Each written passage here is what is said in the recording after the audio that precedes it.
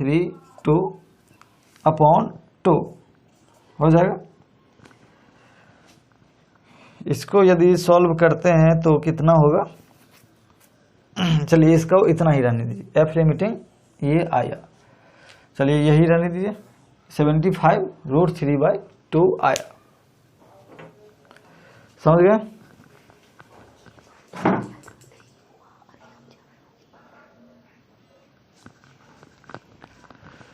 समझ गए? F limiting का वैल्यू ये हुआ। आप होगा तो कैलकुलेटर पे कर लीजिए। ये कैलकुलेटर पे अगर देखेंगे तो 75 × 1.732 कर सकते हैं, मल्टीप्लाई भी वैसे कर लीजिए, इसको करके रख लीजिए। आइए फिर उसके बाद देखते हैं कि अप्लाइड फोर्स कितना है। ये mg sin थीटा, ये क्या होगा, मैक्सिमम फ्रिक्शन हो गया 75 FL, इसको लिखिए FL, मैक्सिमम फ्रिक्शन फोर्स क्या हो गया 75√3/2। इसे ही रहने दीजिए, कोई दिक्कत नहीं, आगे सॉल्व करने की कोई जरूरत नहीं है, कर लेंगे सॉल्व, जरूरत पड़ेगा तो किया जाएगा, नहीं तो छोड़ दिया जाएगा। अब आइए इधर क्या है, ये तो मैक्सिमम हुआ, ये एक्चुअल में नहीं हुआ, ये क्या हुआ, मैक्सिमम हुआ, ये क्या हुआ, मैक्सिमम हुआ। अब यहां देखिए एफ अप्लाइड कितना है, F applied mg sin theta, mg का वैल्यू 10 × 10, sin 30 का वैल्यू 1/2, ये कितना हो गया,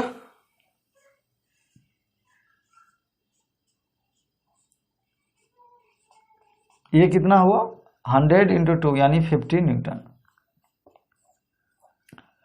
वही हुआ ना, mg 100 sin 30। चलिए ठीक है, तो अभी ये जो डाउनवर्ड फोर्स लग रहा है कितना है 50 न्यूटन, और आपके पास कैपेसिटी कितना है इस सरफेस का 75√3/2। पहले बात तो 75 ही बड़ा है किससे, 50 से, ये तो मल्टीप्लाई छोड़िए, समझ गया, कहीं 1.732 आएगा,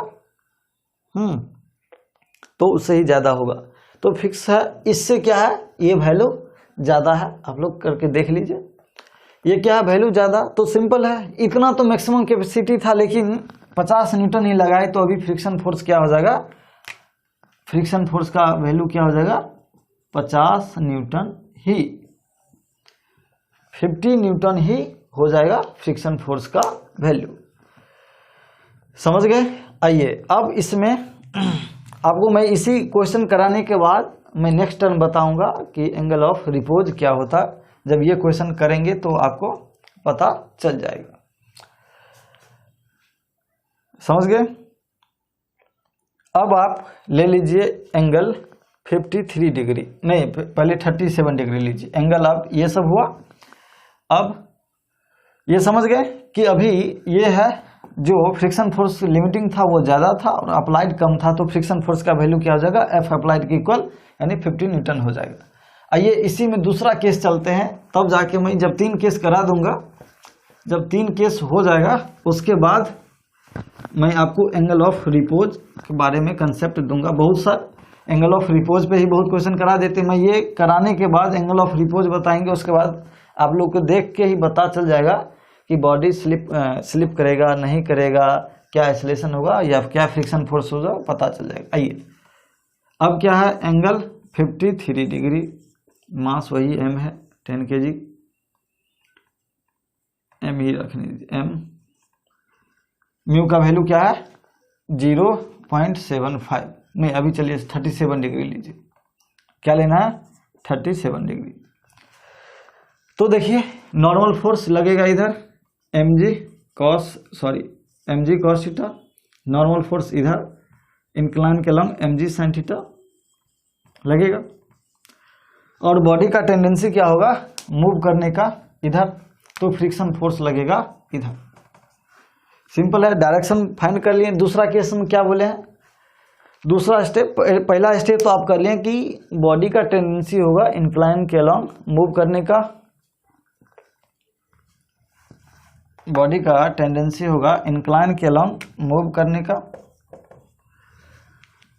तो फ्रिक्शन फोर्स का डायरेक्शन ये होगा। दूसरा स्टेप क्या बोले थे, कि एफ लिमिटिंग निकाल लेना है। एफ लिमिटिंग मैक्सिमम फ्रिक्शन क्या होता है, म्यू इंटू एन।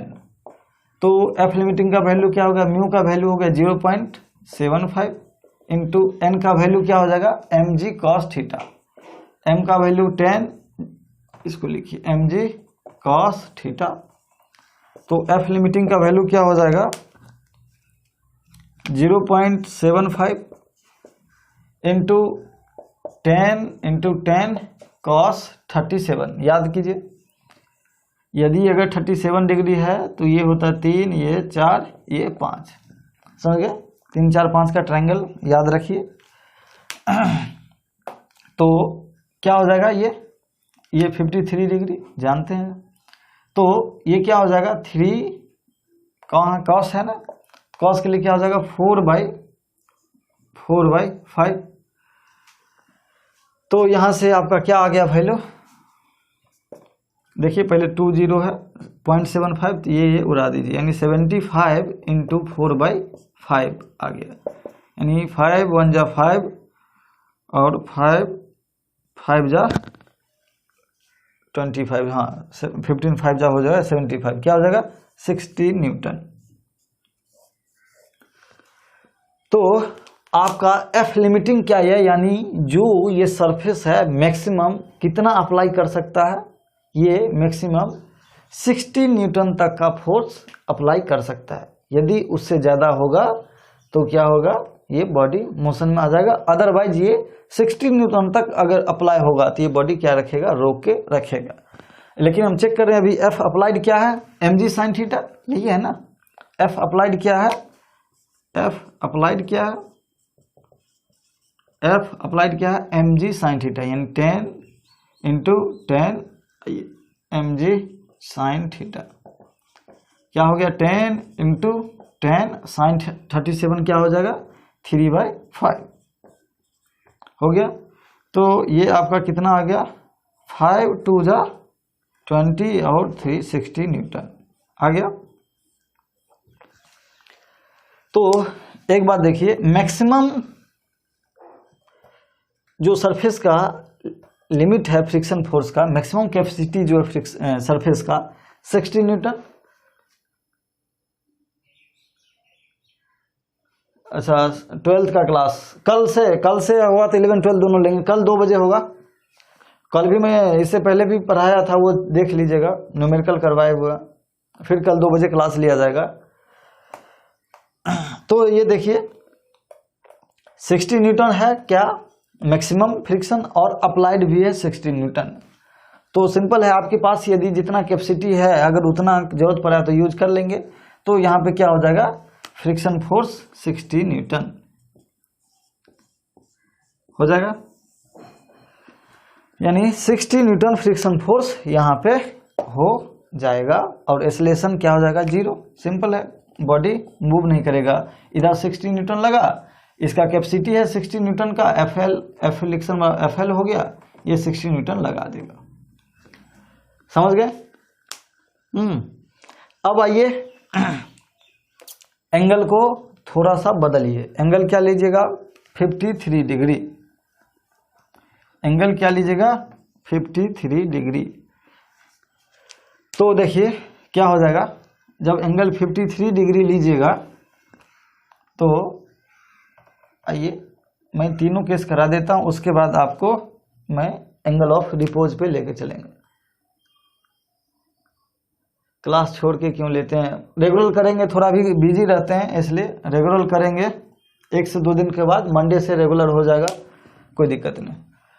तो आप देखिए फिर क्या करना है, जब 53 डिग्री होगा तो क्या करना है, फिर से हमको चेक करना है। चेक कर लेंगे कि लिमिटिंग फ्रिक्शन क्या आ रहा है। समझ गए, सिंपल है। फिर लिमिटिंग फ्रिक्शन चेक कीजिएगा। लिमिटिंग क्या है एफ एल हो गया 0.75 mg cos theta 10 into 10 cos 53 degree. देखिए ये क्या 37, तो इसके सामने 3, ये 53, इसके सामने 4, ये 5, तो हो जाएगा क्या 3/5, यानी हो जाएगा ये क्या 20 कट गया 75 इंटू 3/5, 15 25 यानी हो गया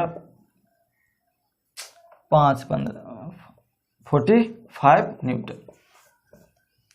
क्या हो गया 45 न्यूटन, यानी लिमिटिंग फ्रिक्शन जो है इसका क्या है, अभी लिमिटिंग फ्रिक्शन जो है 45 न्यूटन तक ही अप्लाइड कर सकता है।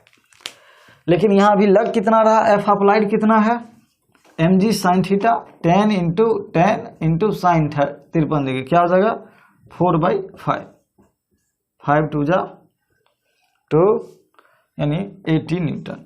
देखिए तो अभी इधर का फोर्स है 80 न्यूटन, इधर का मैक्सिमम है क्या, इधर का जो मैक्सिमम है वो 45 न्यूटन। तो बॉडी ऑब्वियस है ये 45 न्यूटन रेसिस्ट करेगा, लेकिन बॉडी 80 न्यूटन लग रहा है, तो बॉडी क्या हो गया, ऑब्वियस है इधर आने लगेगा। तो एफ नेट क्या हो जाएगा, डाउनवर्ड कितना हो जाएगा 80 माइनस 45, क्या हो जाएगा डाउन द इंक्लाइन हो जाएगा। और ये कितना हो जाएगा 45 50 35 हो जाएगा 35 न्यूटन। तो एक्सेलरेशन क्या हो जाएगा एफ नेट अपॉन एम 35/10 यानी 3.5 मीटर पर सेकेंड स्क्वायर से डाउनवर्ड आएगा। समझ गए। तो कुछ नहीं करना है, देखिए चेक कर लेना है कि लिमिटिंग फ्रिक्शन क्या है, फिर दूसरा देखना कि एफ अप्लाइड क्या लग रहा है। यदि एफ अप्लाइड ज़्यादा लग रहा है तो फ्रिक्शन फोर्स क्या हो जाएगा लिमिटिंग के इक्वल, और जो एक्सेलरेशन आ जाएगा अब F applied minus F limiting upon M. यदि एफ अप्लाइड एफ लिमिटिंग से कम है तो वही फ्रिक्शन फोर्स हो जाएगा एफ लिमिटिंग के इक्वल। आइए अब समझते हैं एंगल ऑफ रिपोज। यही बात अगर अभी आप एंगल ऑफ रिपोज ये समझा दिए सिंपल, अगर आपको कुछ नहीं आता है तब भी ऐसे कर सकते हैं। आइए आप यहीं पे बात में था एंगल ऑफ रिपोज क्या होता है।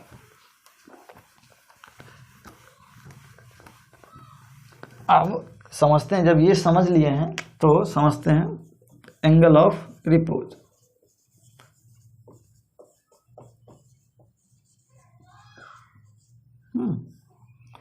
एंगल ऑफ रिपोज ये कुछ नहीं होता है, अभी जो क्वेश्चन करवाए हैं ना उसमें एंगल ऑफ रिपोज क्या था 37 डिग्री था।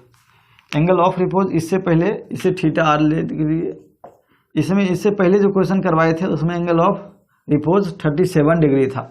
आइए इसके बाद आप समझ जाएंगे, लेकिन आप नहीं कुछ जानते हैं एक्चुअली में बेसिक कंसेप्ट वही है, चेक कीजिए निकालिए आंसर, कोई ध्यान नहीं देना है। समझ गए। इससे पहले का जो क्वेश्चन में एंगल ऑफ रिपोज का वैल्यू 37 डिग्री था, समझे। तो लेकिन मैं ये बोलूंगा नहीं कि एंगल ऑफ रिपोज चेक कीजिए, वो सब नहीं, जो बेसिक कंसेप्ट था उस पर मैं बोला था क्वेश्चन करने, इसलिए मैं इससे पहले करवा दिया था। जब एंगल ऑफ रिपोज भी मालूम हो जाएगा तो उससे आपको पता चल जाएगा कि ब्लॉक स्लिप करेगा नहीं करेगा, फ्रिक्शन फोर्स क्या होगा। लेकिन बेसिक कंसेप्ट क्या था वही। हाँ, मंडे से कंटिन्यू रहेगा, 11-12 दोनों एक घंटा का चलेगा, मंडे से कंटिन्यू हो जाएगा, मंडे से कंटिन्यू रहेगा। वैसे कल 12th संडे को भी 12th होगा तो कोई टाइम में पढ़ाएंगे, आपको शेड्यूल दे दिया जाएगा। आइए एंगल ऑफ रिपोज समझते हैं। देखिए आप ये देखिए क्या है, अभी ये रेस्ट में है, जैसे इसको धीरे धीरे जैसे इंक्लाइन बढ़ाते जाएंगे ये गिर गया, एक टाइम आएगा कि ये गिर जाएगा। तो देखिए जैसे जैसे हम एंगल बढ़ाते जाते हैं, जैसे जैसे एंगल बढ़ाते जाते हैं ये स्लिप करने लगता है, जैसे ज़्यादा एंगल करेंगे तो ये स्लिप होके गिर जाएगा। तो एंगल ऑफ रिपोज क्या होता है, वही ये मैक्सिमम एंगल होता है जिस पे बॉडी क्या होता है रेस्ट में रहता है। अगर उससे थोड़ा भी ज़्यादा करेंगे, जैसे देखिए हॉरिजेंटल से ये एंगल होता है, जैसे थोड़ा उससे ज़्यादा करेंगे ये बॉडी गिर जाएगा, और उससे कम रहेगा तो बॉडी रेस्ट में रहेगा। उसे क्या बोलते हैं एंगल ऑफ रिपोज। यानी एंगल ऑफ रिपोज के मतलब क्या होता है, ये कोई थीटा है, आइए समझते हैं, ये थीटा है, ये mg लगा, ये m है।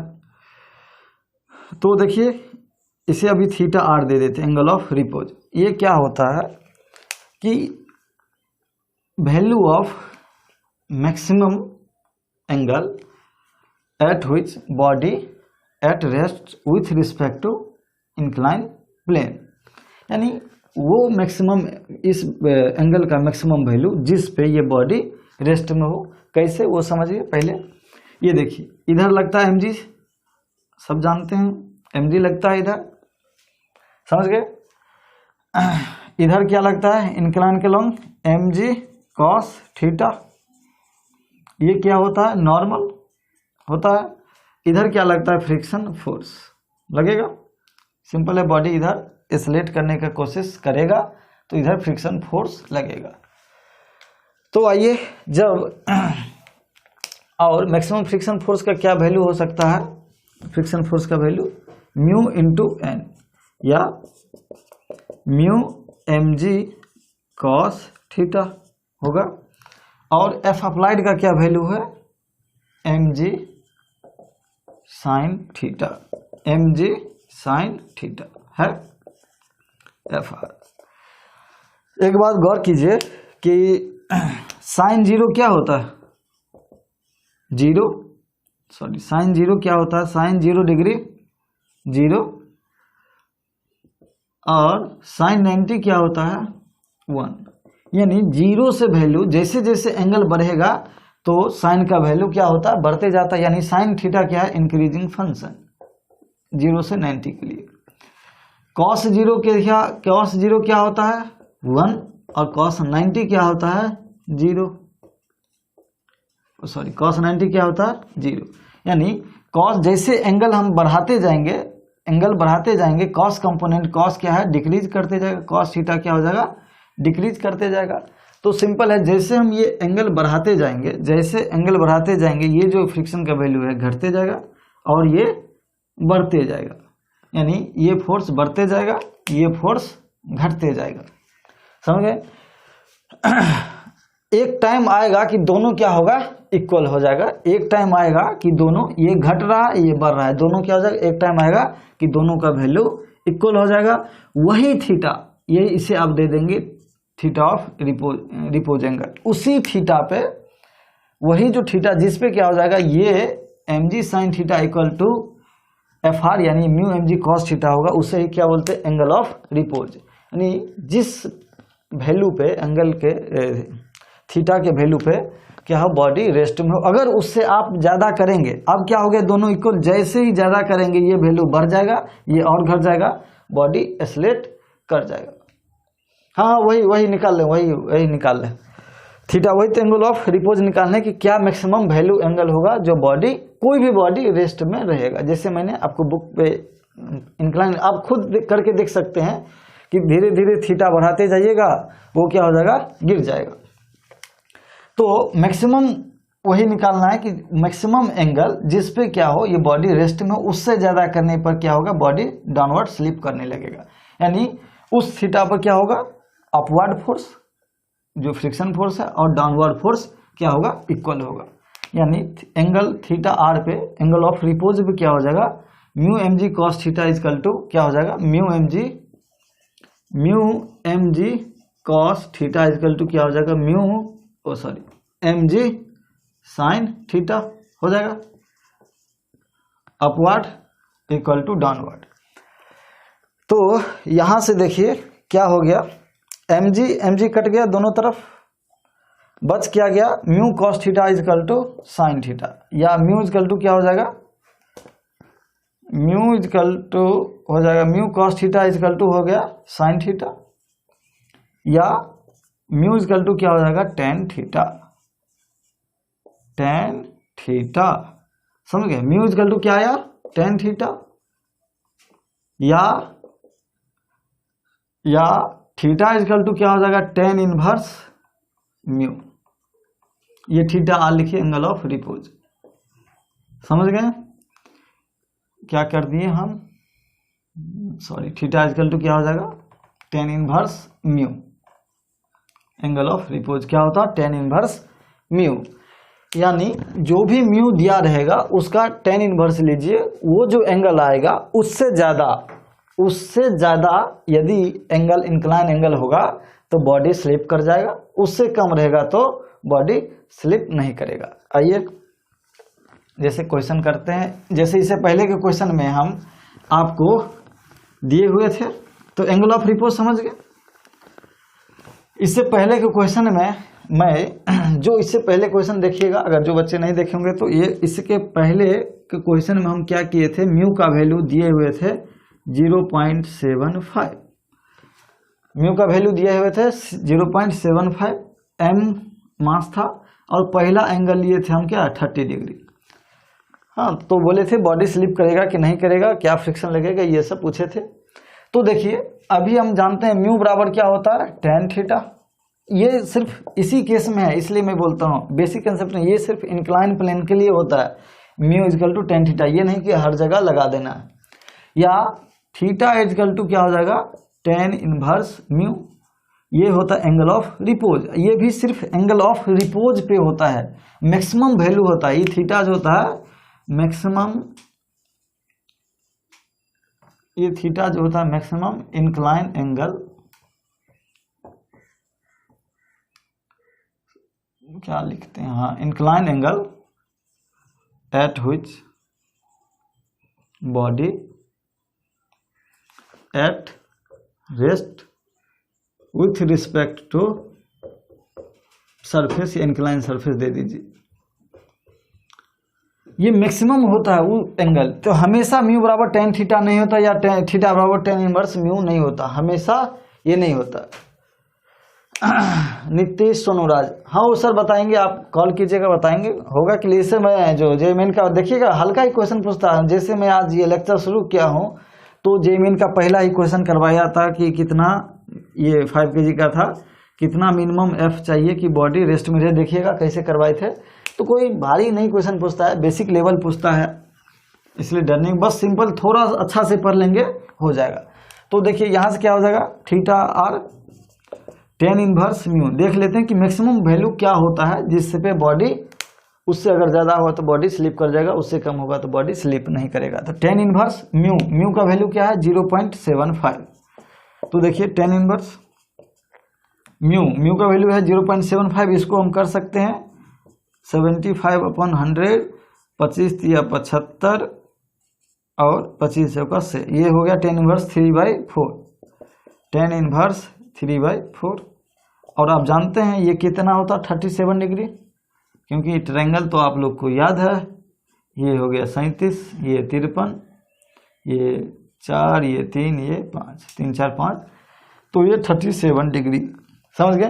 तो यदि म्यू का वैल्यू 0.75 है तो angle of repose theta R क्या है 37 डिग्री है।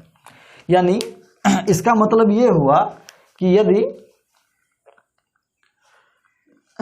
यदि 37 डिग्री से ज़्यादा एंगल होगा, यदि ये एंगल 37 डिग्री से ज़्यादा होगा तो ब्लॉक स्लिप कर जाएगा, और 37 से कम होगा तो ब्लॉक स्लिप नहीं करेगा, और 37 रहेगा तो दोनों में इक्विलिब्रियम में रहेगा, समझ गए। तो आप देखिए क्या होगा, पहला बात कि मैक्सिमम एंगल हुआ, इस पे बॉडी रेस्ट में रहेगा, उस टाइम में क्या होगा upward force equal to downward होगा। अपवर्ड फोर्स क्या होता है फ्रिक्शन फोर्स, और लिमिटिंग तो जानते हैं, एफ लिमिटिंग क्या होता है म्यू mg cos थीटा होता है। तो देखिए जब एंगल थीटा, ये जो है angle theta less than theta R होगा, तो पहला केस क्या, एंगल थीटा जो ये से हम आप थीटा मान रहे हैं, ये थीटा, यदि theta less than theta R यानी एंगल ऑफ रिपोज से कम होगा तो बॉडी डू नॉट स्लिप, सीधे does not slip, block slip नहीं करेगा। जैसे ब्लॉक स्लिप नहीं करेगा, सिंपल है, तो इधर जो फोर्स लग रहा है इसका मतलब है कि फ्रिक्शन फोर्स उसे बैलेंस कर लिया, तो फ्रिक्शन फोर्स क्या हो जाएगा एफ अप्लाइड के इक्वल यानी mg sin थीटा, समझ गए। एक केस ये हो गया। दूसरा केस होगा यदि, आइए उसको नोट कीजिए, दूसरा केस क्या होगा, दूसरा केस क्या होगा, मैं ये फिर से कराऊंगा वैसे। दूसरा केस क्या होगा, theta equal to theta R, यानी जो एंगल है वो रिपोज एंगल के इक्वल होगा। तो आप जानते हैं क्या हो जाएगा, तब उस टाइम में एफ लिमिटिंग लगेगा, क्या हो जाएगा friction force F R friction force F limiting लगेगा, और क्या हो जाएगा mu M G cos theta. और एसलेशन अभी भी ब्लॉक एसलेट नहीं करेगा, एसलेशन जीरो, यहाँ तो एसलेशन जीरो होगा ही, समझ गए। तो वहां पे क्या हो जाएगा mu M G cos theta, और वही इक्वल कितना हो जाएगा एम जी साइन थीटा के इक्वल हो जाएगा, तो तभी ये मैक्सिमम लगेगा, अदरवाइज नहीं लगेगा।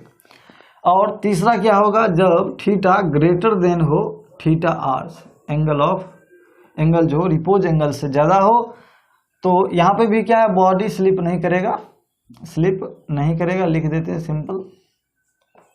लेकिन यहाँ पर जब भी एंगल ऑफ रिपोज एंगल हो जाए रिपोज एंगल से ज्यादा, तो बॉडी क्या करेगा start to slide, body starts to slide. जब भी बॉडी स्टार्ट कर देगा स्लाइड करने का, तो देखिए यदि म्यू के दिया रहेगा, आपको म्यू के दिया रहेगा, तो फ्रिक्शन फोर्स क्या लग जाएगा म्यू एफ के, और ये क्या होता है म्यू के, ये क्या हो जाएगा म्यू के इंटू एन, ये क्या होगा म्यू के एम जी कॉस थीटा, और एसलेशन तो जानते ही हैं M G sine theta minus F के M G sine theta minus F के अपॉन, ये हो जाएगा मास हो जाएगा, या एफ अप्लाइड भी दे सकते हैं, जो मन हो। तो सिंपल है, अगर आप एंगल ऑफ रिपोज का ज्ञान है तो आप देख के बता देंगे कि बॉडी स्लिप करेगा नहीं करेगा, फ्रिक्शन फोर्स क्या लगेगा, एसलेशन क्या लगेगा। लेकिन मैं फिर बताता हूँ, ये आइडियल केस का कंडीशन है जब एक्स्ट्रा फोर्स नहीं लग रहा है। यदि हमको मन हुआ हम अपना इधर से भी एक एफ अप्लाइड कर दिए ऊपर से, ये सब कल कराएंगे, तो उस टाइम में फिर आपको बेसिक कंसेप्ट से जाना होगा, एफ नेट निकालना होगा, फ्रिक्शन फोर्स लिमिटिंग निकालना होगा, फिर से वही बेसिक कंसेप्ट से जाना होगा, समझे। ये एंगल ऑफ रिपोज का कंसेप्ट जो मैं दिया हूँ आइडियल केस है, जब कोई फोर्स अप्लाई नहीं कर रहे हैं, एंगल है, उस टाइम में ये आप निकाल सकते हैं। यदि फोर्स अप्लाई कर दिए कोई, तो फिर से बेसिक कंसेप्ट पे जाएंगे। इसलिए मैं पहला क्वेश्चन, ये जो क्वेश्चन करवाए थे एंगल ऑफ रिपोज पे नहीं जाके सिंपल से करवा दिए थे। आपको मन है तो एंगल ऑफ रिपोज से कर लीजिए। पहला कंडीशन 30 डिग्री दिए थे, एंगल ऑफ रिपोज मेरा 37 डिग्री आया है, तो बॉडी स्लिप नहीं करेगा, और फ्रिक्शन फोर्स वही एम जी साइन थीटा जो वहां भी निकाले थे। जब एंगल दूसरा बार उसमें भी दिए थे 37 डिग्री, तो मैक्सिमम आ गया था, एंगल ऑफ रिपोज की इक्वल हुआ एम जी कॉस थीटा हो गया, mu M G cos theta हो गया। जब तीसरा बार में क्या थे, एंगल ले दे दिए 53 डिग्री, तो क्या हो जाएगा एंगल जो है अभी एंगल ऑफ रिपोज से क्या है ज्यादा है, तो बॉडी स्लिप करेगा तो कोई एसलेशन होगा, वो सब हम वहां निकाल चुके थे। बेसिक क्या है कि आपको बेसिक फ्रिक्शन में क्या है चेक करना है, फ्रिक्शन का डायरेक्शन क्या लगेगा। पहले तो रिलेटिव मोशन देखेंगे किधर टेंडेंसी है, जब एफ अप्लाइड जिधर नेट आएगा उसके अपोजिट में आप लगा देंगे क्या फ्रिक्शन फोर्स। ये फ्रिक्शन फोर्स का भी डायरेक्शन डिसाइड किए। दूसरा काम क्या करेंगे, मैक्सिमम लिमिटिंग फ्रिक्शन निकालेंगे। वो आंसर नहीं होगा, उसे आप बस निकाल के रख लीजिए, वो बैंक में रिजर्व में रह गया, जरूरत पड़ेगा तो उतना यूज करेंगे, जरूरत नहीं पड़ा तो नहीं यूज करेंगे। उसके बाद आप देखिए, जब आप एफ लिमिटिंग निकालिए तो आप एफ नेट देखिए, क्या एफ नेट एफ लिमिटिंग से ज़्यादा है। यदि हाँ एफ लिमिटिंग से ज़्यादा है तो फ्रिक्शन फोर्स एफ लिमिटिंग के इक्वल हो जाएगा, और कोई न कोई एसलेशन आएगा वो देख लीजिएगा, एफ क्या हो जाएगा F net minus F limiting upon mass हो जाएगा। यदि क्या बोलते हैं उसके बाद, हाँ, और यदि एफ अप्लाइड एफ लिमिटिंग से कम होगा तो क्या होगा, फ्रिक्शन बॉडी एसलेट नहीं करेगा, बॉडी इक्विलिब्रियम में रहेगा ही, और वो जो क्या कहते हैं फ्रिक्शन फोर्स का वैल्यू क्या हो जाएगा एफ अप्लाइड के इक्वल हो जाएगा। समझ गए। तो चलिए ये आज का रहा। कल अब इसी पे फोर्स लगाएंगे, कभी कोई स्लेट कराएंगे, किधर फोर्स खींचा तीनी करेंगे, कल बताया जाएगा। इस पे अब कल होगा क्या, इसका अब कल ऑपरेशन होगा। इसमें जितना इंक्लाइन प्लेन पे जितना क्वेश्चन बनने वाला होगा वो नेक्स्ट लेक्चर में इसका ऑपरेशन किया जाएगा। इंक्लाइन सरफेस से रिलेटेड जितना भी प्रॉब्लम हो, अभी मैं ये आइडियल केस बताए। अब क्या करेंगे, इसको अगर मान लीजिए एफ फोर्स से लगा दिए तो सब कुछ फिर बदल जाएगा, फिर बेसिक से आके करना होगा। ये सब नेक्स्ट में करेंगे, और जो भी IIT JEE मेन का क्वेश्चन एडवांस में पूछा गया वो सब करेंगे। नेक्स्ट लेक्चर और भी इम्पोर्टेंट है, और कृपया क्या कहते हैं, इससे पहले का लेक्चर पहले देख लें, जो फ्रिक्शन का 01 लेक्चर है वो जरूर देख ले, तभी जाके ये समझेंगे, अदरवाइज नहीं समझेंगे, और नेक्स्ट का कोई बात ही नहीं। उसके बाद फिर 2-3 बॉडी एक साथ रहता है, वो सब चेक करेंगे, सब होगा धीरे धीरे। आप लोग सिर्फ है जो पढ़ाएं उसको बनाते जाइए, न्यूमेरिकल प्रैक्टिस। आप बोलिएगा तो व्हाट्सएप ग्रुप से जुड़िए, बहुत बच्चे जुड़े हुए हैं, यदि जो नहीं जुड़े हैं वो नंबर नोट कर लीजिए 7568955081। हालांकि वेबसाइट भी है, लेकिन उस पर हम अभी अपलोड नहीं कर रहे हैं, अभी हम व्हाट्सएप ग्रुप से ही काम चला रहे हैं। जिसको ज़रूरत हो कोई भी, जैसे मैं वेक्टर पढ़ाया हूँ तो उसका PDF सेंड कर चुका हूँ, अपना क्वेश्चन बना लेंगे। तो कोई हो और क्वेश्चन प्रैक्टिस करते चलिए, और जब भी पढ़ने बैठिए तो पेन पेपर लेके बैठिए, और जो क्वेश्चन करवा रहे हैं उसे पॉज करके, अगर आप पढ़े हुए हैं या कहीं और से पढ़ के आए हुए हैं या कि समझ गए हैं, मेरा लेक्चर समझ चुके हैं, तो पॉज करके जब भी बाद में देखेंगे तो पॉज करके वो क्वेश्चन खुद से कोशिश कीजिए सॉल्व करने के। जब नहीं हो तब जाके फिर से आगे प्रोसीड कीजिए, समझ गए। और जितना क्वेश्चन कोई भी सर, देखिए मैं हूँ या कि कोई सर, जो भी क्वेश्चन कराते हैं वो सिलेक्टेड क्वेश्चन करवाते हैं, उसे एक एक्स्ट्रा नोटबुक में नोट करते चलिए, फिजिक्स का क्वेश्चन सब चैप्टर वाइज। और जब भी रिवीजन का मन हो तो वही क्वेश्चन बना ली कीजिए, और फिर उसके बाद आगे तो क्वेश्चन की कमी नहीं है, समझ गए। यही सब है, और किसी को कोई डाउट तो पूछ सकते हैं। अभी किसी का कोई डाउट हो तो अभी पूछ सकते हैं, वैसे कमेंट बॉक्स में डालिएगा, हम लोग कोशिश करते हैं कि रिप्लाई कर दे सभी का। चलिए, थैंक यू।